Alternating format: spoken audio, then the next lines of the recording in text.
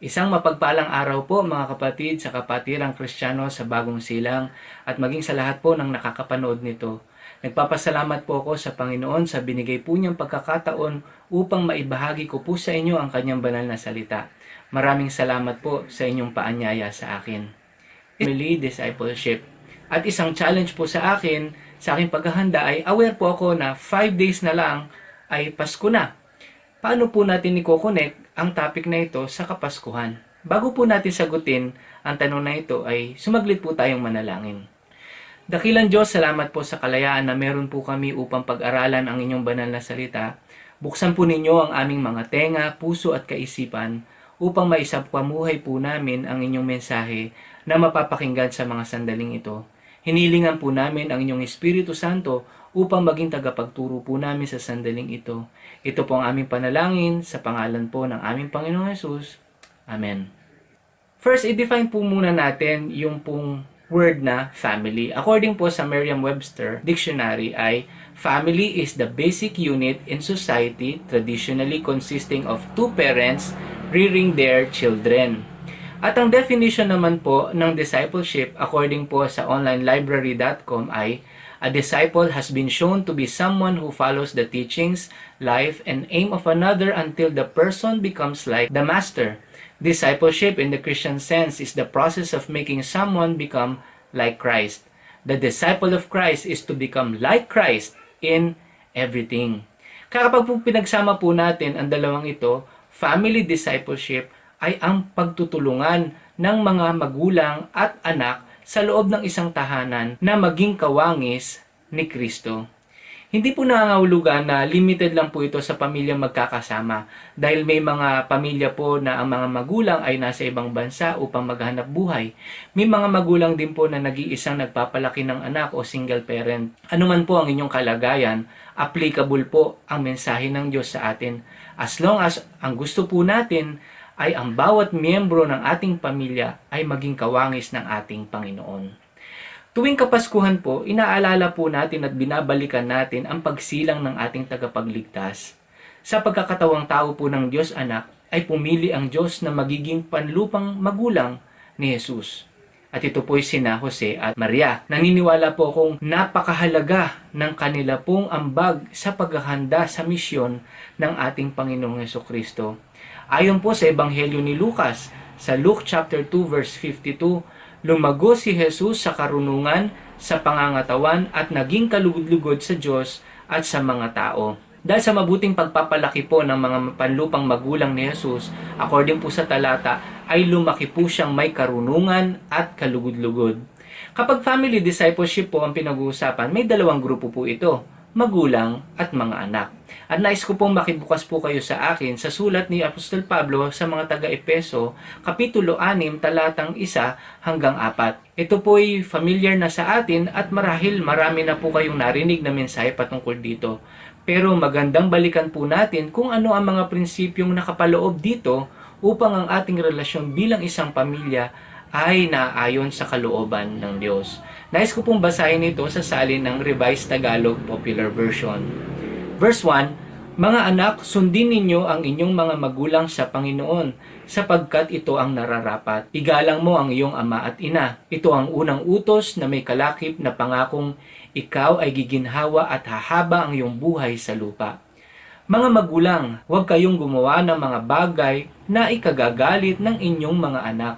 Sa halip, palakihin nyo sila ayon sa disiplina at katuruan ng Panginoon. Pagpalain po ng Diyos ang kanyang mga salita. Unang punto po natin ay God's Word to the growing ones from verses 1 to 3. At ito po ay para sa mga anak. Tingnan po natin ang napakalinaw na unang sinabi po dito sa talata, sundin. Kapag sundin po, may kinalaman po ito sa pagsunod at pagpapasakop. Kaya, what's your action? Ang mga anak po ay dapat na sumunod sa magulang to obey their parents. Ang ibig sabihin po ng obey ay to submit to comply, to heed, to follow directions and instructions. At meron pa nga po itong literal na pagkasali na here under. At ang ibig sabihin po nito ay ang makinig na mabuti sa sinasabi ng magulang at sumunod kung ano ang sinasabi nila. Ang obedience o pagsunod ay isang mahalagang pundasyon ng ating pagkatao. Kung papansinin po natin, ang lahat ng ginawa ng Diyos ay sumusunod sa Kanya. Ang mga planeta, bituin, mga hayop na lumilipad, lumalangoy, lumalakad, gumagapang, lahat po sila ay sumusunod sa ating Diyos. Kaya nakakalungkot po na disobedience ang ikinabagsak ni Adan. Sa Roma 5:12, sabi po, dumating ang kasalanan sa mundo dahil sa paglabag ni Adan sa utos ng Diyos. At dahil sa kasalanan, dumating din ang kamatayan. Kaya lumaganap ang kamatayan sa lahat ng tao dahil nagkasala ang lahat. We have a fallen nature of disobedience. Kaya ito po ang binabago sa atin ng Diyos. Muli na matuto po tayong sumunod sa ating mga magulang dahil kung hindi tayo marunong sumunod sa loob ng bahay, hindi rin po tayo marunong sumunod sa eskwelahan at kinalaunan sa ating pong workplace at maging sa pamahalaan. Ang unang authority na ibinigay sa atin ay ang ating mga magulang. Kaya bilang mga anak ay matuto po tayong sumunod. Pagkatapos po na sinabing sundin, ang sinabi po ay igalang. So, what's your attitude? Children are also told to honor their parents. The word honor means to respect, to revere, to hold in high regard. Ang salitang paggalang ay pagrespeto, magalang na pagkatakot, pagbibigay, importansya. Ito po ay may kinalaman sa pinag-utos ng ating mga magulang. Ito po mga kapatid, lalo na mga kabataan, posible ba na ikaw ay sumusunod sa magulang mo pero hindi mo sila ginagalang? Ulitin ko po yung tanong ha. Posible ba na ikaw ay sumusunod sa iyong magulang pero hindi mo sila ginagalang? Posible po ano? Paano? Ito yung bumubulong ka habang sumusunod o nagdadabog. Sumagot ka man ng opo pero iba ang tono. Opo! Diba ganon? Sumusunod ka pero hindi gumagalang. Sa ikalawang Timoteo 3:3, isa sa mga indicator na tayo'y nasa huling mga araw na ay yung mga anak ay wala ng pagrespeto sa magulang. At ito'y nakikita na po natin sa ating panahon ngayon. Minsan baligtad na. Ang magulang paminsan ang natatakot sa anak. Marami na po ang hindi gumagalang o rumirespeto sa magulang nila. Huwag po sana itong mangyari sa atin, mga kabataan. Pansinin din po natin ang salitang in the Lord sa Panginoon. Alam niyo po, ito po ay isang conditional statement. Ano pong punto po dito? Simple lang po na sumunod po tayo sa ating mga magulang na hindi kumukontra sa kalooban ng Diyos. I mean, gaya po ng mga nakikita po natin sa mga TV na ang mga anak nila o ang mga bata ay binubugaw ng sariling mga magulang. O kaya naman sila'y pinagbebenta ng pinagbabawal na gamot ng mga drugs at illegal na mga gawain. Yun po ay hindi dapat sundin. Ang higit na may mataas na otoridad sa atin ay ang Diyos na lumikha sa atin. At sa pagsunod po natin sa ating mga magulang ay may reward po ito. Ito po'y kinlarify, ano? May pangako ang Diyos sa verses 2 and 3 at hango po ito sa matandang tipan. Sa Deuteronomy 5:16, ang sabi, honor your father and your mother as the Lord your God has commanded you, so that you may live long and that it may go well with you in the land the Lord your God is giving you. Hindi po nagbabago ang pangako ng Diyos sa mga sumusunod sa Kanya.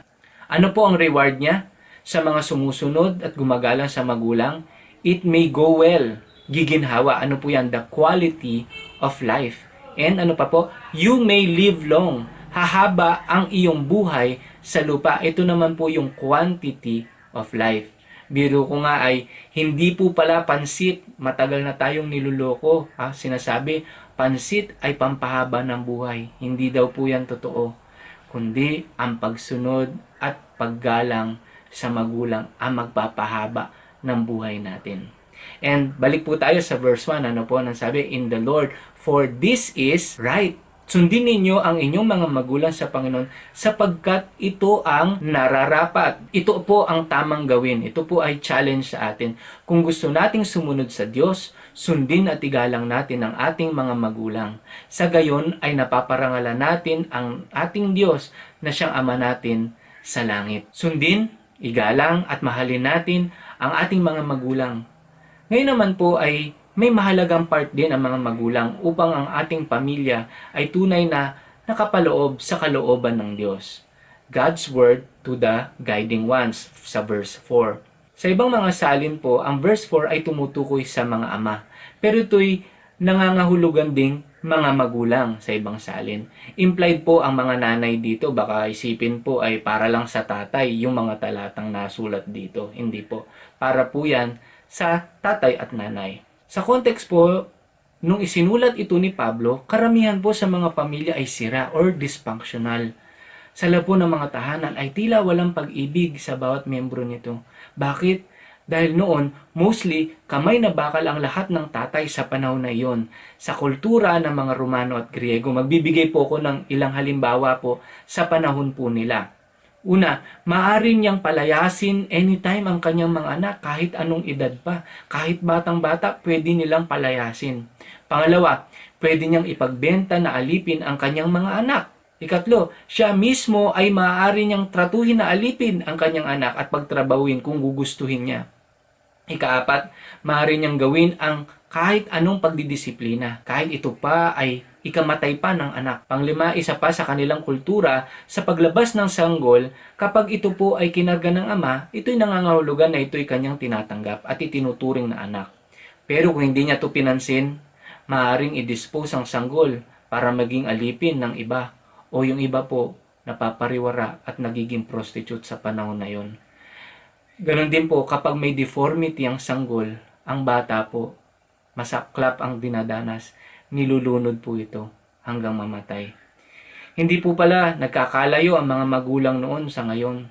Sa balita, kung saan-saan natin nakikita ang mga sanggol, minsan sa basurahan, sa tabi ng ilog, lalo na po ngayon na mahirap ang buhay dahil sa pandemya. Kaya nagpaalala o nagbabala po si Pablo sa mga magulang, there is a cautioning word. Huwag kayong gumawa ng mga bagay na ikagagalit ng inyong mga anak. Provoke not your children to wrath. Kapag ginagawa nga po ito ng mga magulang, ano po nagiging resulta? Nagre-rebelde ang mga anak at napapariwara ang kanilang buhay. Ang tanong po, paano ba ito nagagawa o nakokomit ng mga magulang? Noon po hanggang ngayon, nakakalungkot, nangyayari pa rin po ito sa ilang mga tahanan. Una, being overprotective. Minsan po ang mga desisyon ng magulang ay unreasonable, hindi na makatwiran. Kaya nagtataka ang ilang magulang bakit tumatakas. Dahil hindi naman pinapayagan kahit nagpapaalam ang mga anak. Maaari naman pong pagtiwalaan ng ating mga anak, bigyan po sila ng pagkakataon. Pangalawa, playing favorites. Ang pagkukumpara sa mga anak ay hindi po dapat. We are all unique. Wala pong perpekto. May strength at weaknesses. Kaya hindi po dapat magkaroon ng paborito sa isang pamilya. Isang halimbawa po mismo, si Abraham sa kanyang anak na sina Isaac at Ismael, na hanggang ngayon alam po natin ito ang pinagmulan ng problema sa Middle East, ng kanilang mga lahi ay nag-aaway. Ikatlo po, unrealistic expectations. Kapag masyado pong mataas ang expectations ng magulang sa mga anak, nape-pressure lang po ang mga anak. And most of the time, hindi po sila nagiging successful. Ikaapat, constant discouragement. Mga magulang, ingatan din po natin ang ating pananalita. Yung mga salitang hindi po nararapat, gaya po ng mga bobo at marami pang mga salitang hindi po dapat naririnig ng mga bata. Dahil po tumatatak ito sa kanilang mga isipan at nagdudulot po ito ng discouragement sa kanila. At sila po'y napapahamak dahil yun ang nagiging tingin talaga nila sa kanilang sarili. 5. Using love as a reward or a punishment. Ito po yung kapag mabait ka, mahal kita. Kapag masama ka, hindi kita mahal. Ang pagmamahal po dapat unconditional, gaya ng pag-ibig ng Diyos sa atin. Bilang magulang, wala po dapat kondisyon ng ating pagmamahal. Hindi po dapat nagiging reward ito sa ating mga anak. Yan po ay 5 lamang sa marami pang mga bagay na maaari magdulot ng pagkagalit ng mga anak. Pero hindi lamang po nagbigay ng babala si Pablo, kundi nabigay naman din siya ng payo. There is a counseling word. Yung unang part po ay yung mga hindi dapat ginagawa ng magulang. Ngayon naman, yung mga dapat na ginagawa ng isang magulang upang ang pamilya ay maging kalugod-lugod sa Diyos. Una, parents are to enrich their children. We are to bring them up. Ang salita pong bring them up ay nourishing. Gaya po ng pagtatanim, hindi lang po basta magagis ka ng buto. Alagaan mo ito. Bilang magulang, malaki ang bahagi mo para idiskubre ang mga potensyal ng iyong anak. Balansehin din po natin ang 2 P na mahalaga para sa mga bata. Pera at presensya. Totoo po, kailangan po ng pera. Kailangan po ng kanilang pangangailangan sa araw-araw. Pero higit ding mahalaga ang presensya po natin. Kaya minsan po yung mga kabataan ay nagiging papansin. Kulang sa pansin, ang sabi nga, or KSP. Dahil po sa loob ng bahay ay hindi naman nag-uusap-usap. Dahil ang mga magulang ay nakafocus lang sa paghahanap buhay na hindi nila nalalaman ang pinagdadaanan ng kanilang mga anak. Pangalawa po, parents are to educate their children. Ang salita pong nurture ay nangangahulugan din pong pagtuturo. Ang unang guro po natin ay ating mga magulang. Kung ano ang iyong kilos, ano ang iyong ugali, ay siyang nagiging lesson plan mo para sa iyong anak, sa iyong estudyante. Gaya po ng isang ibon, bago pakawalan ng ina ang inakay, sinusuguro niya na handa na itong lumipad at naituro na niya ang dapat niyang ituro. Ikatlo po, parents are to encourage their children. Ang salita po dito ay turuan or admonition. Nangangahulugan ng pagpapayo, encouragement at pagdidisiplina patungo sa kanilang maturity. Bilang magulang, alamin po natin kung kailan po tayo dapat magpayo, kung kailan po tayo dapat mangaral, kung kailan po tayo dapat mag-encourage, at kung kailan po tayo magdidisiplina. Maging matalino po tayong magulang sa pagdidisciple sa ating mga anak. Fourth, parents are to evangelize their children. Sa halip, palakihin nyo sila ng may disiplina at turuan ng mga aral ng Panginoon. Ang emphasis po dito ay mga aral ng Panginoon or of the Lord. Hindi po ang opinion nyo, ating mga saloobin o prinsipyo, kundi ang dapat na ituro ay ang aral ng Panginoon. This is true discipleship. Kung maayos po ang ating relasyon sa Panginoon bilang mga magulang, magiging maayos din po ang pagpapalaki natin sa ating mga anak. Ang magulang ang may unang-unang chance para ibahagi ang ebanghelyo sa kanilang mga anak. Huwag po natin sayangin ang pagkakataong ito. Sa pagbabakas ko po, may isang bata na lagi nagtatanong kung sino si Jesus. Lagi po niya sinasabi, Mama, who is Jesus? Sino si Jesus? At lagi sagot ng kanyang magulang, bata ka pa, bumalik ka na sa kwarto mo at matulog ka na. Every time tinatanong niya, Ma, who is Jesus? At ganun din po lagi ang sinasagot. Hindi po sinamantala ang pagkakataon ng mga magulang. Kilala niyo po kung sino po yun. Ito po si Adolf Hitler. Mga magulang at mga anak, bawat isa po sa atin ay may responsibilidad sa loob ng tahanan. Naway ang bawat miyembro ng pamilya ay lumalago at nagiging kawangis ng ating Panginoon. Higit sa lahat, tayo ay sama-samang sumasamba at naglilingkod sa ating Diyos. As for me and my house, we will serve the Lord. Pagpalain po tayo ng salita ng Diyos and Merry Christmas po mga kapatid.